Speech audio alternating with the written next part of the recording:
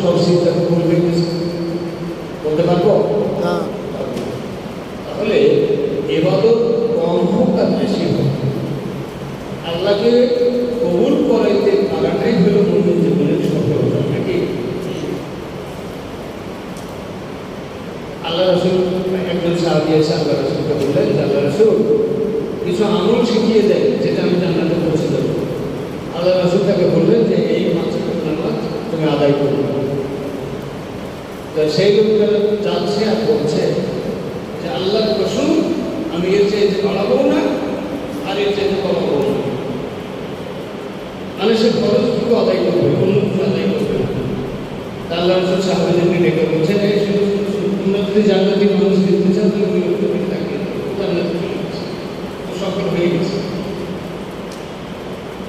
ইবাদত বেশি ইবাদত করলেই আল্লাহ কবুল করবেন, বিষয়টা হইতে ইবাদত যদি আল্লাহর হুকুম অনুযায়ী হয়, মানসম্মত হয়, তাহলে আল্লাহ কবুল করবেন। এবং ইবাদত কবুল করার ব্যাপারে পহিলা শর্তই হলো যে ইখলাসের সাথে ইবাদত করতে হবে। আর সেটাই হলো ইখলাস। কোন জিনিস? ইখলাস হলো যে বিশুদ্ধ একটা ইবাদত, যেটা শুধুমাত্র কেবলমাত্র একমাত্র আল্লাহকে রাজি খুশির জন্য হয়। কোনো ইবাদতের মধ্যে যদি শিরক থাকে, তাহলে এই ইবাদত কি করতে হবে? নামাজ পড়তে আসছেন, এখন মনে করলেন যে জুমার দিন যদি নামাজ পড়তে না যায় মানুষের কি করবে? মানুষের দেখলে শরম দেবে। রোজা রাখলেন, হজ করলেন, যাকাত দিলেন, সব কিছুর মধ্যে কিন্তু সে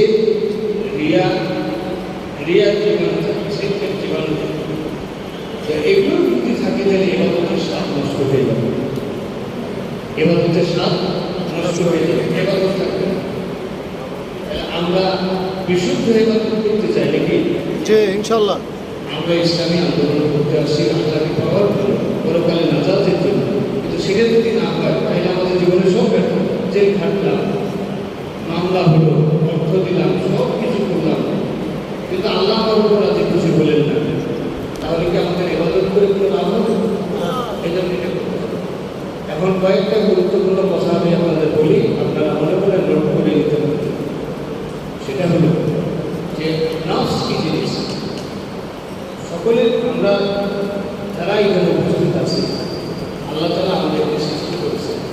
সৃষ্টি করার মায়ের গর্ভে যাওয়ার পরে আমরা কয় জগতে ছিলাম? প্রথমে ছিলাম আলমে আরওয়ায়, তারপরে আল্লাহ তাআলা দুনিয়াতে পাঠিয়েছেন মায়ের গর্ভে।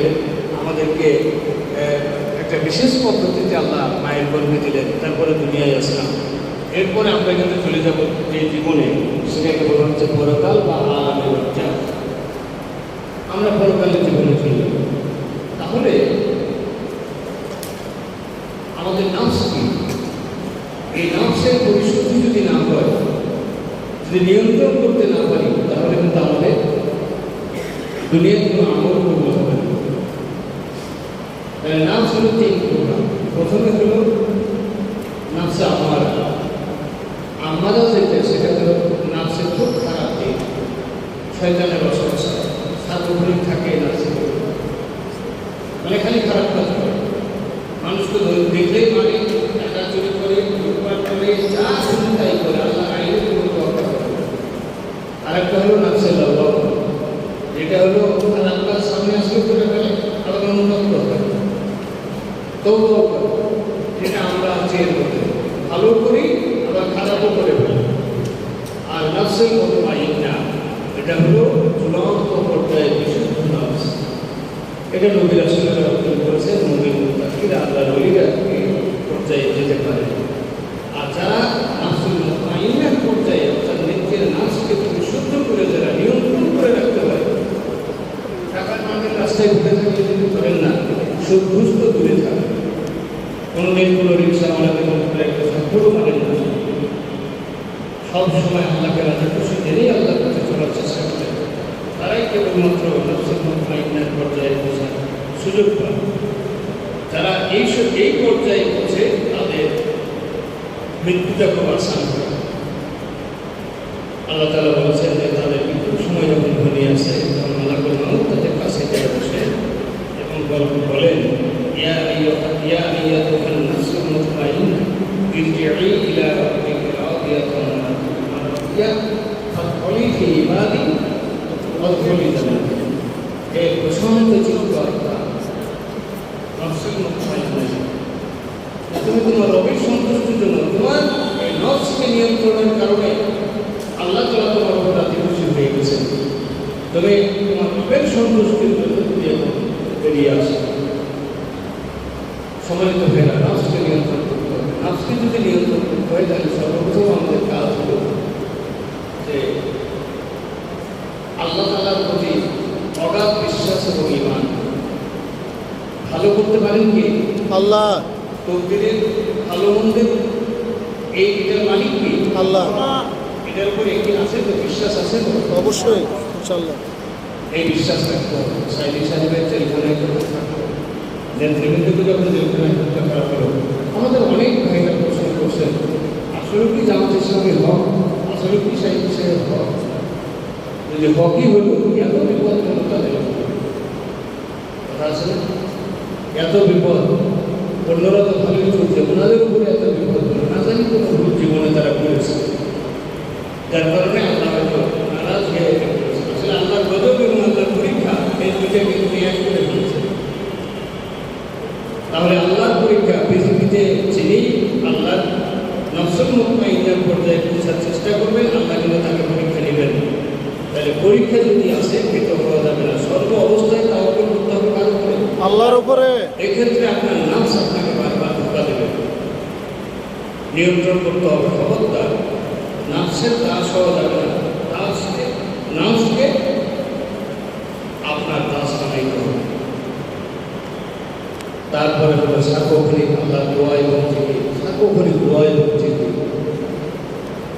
নফসকে নিয়ন্ত্রণের জন্য আল্লাহ তাআলা যে দোয়া শিখিয়েছেন, জিকির শিখিয়েছেন, আল্লাহ রাসূল আমাদেরকে জিকির শিখিয়েছেন। আল্লাহ রাসূল বলতেন, সবসময় বলতেন, হে আমার রব, তুমি আমার নফসকে নিয়ন্ত্রিত করো,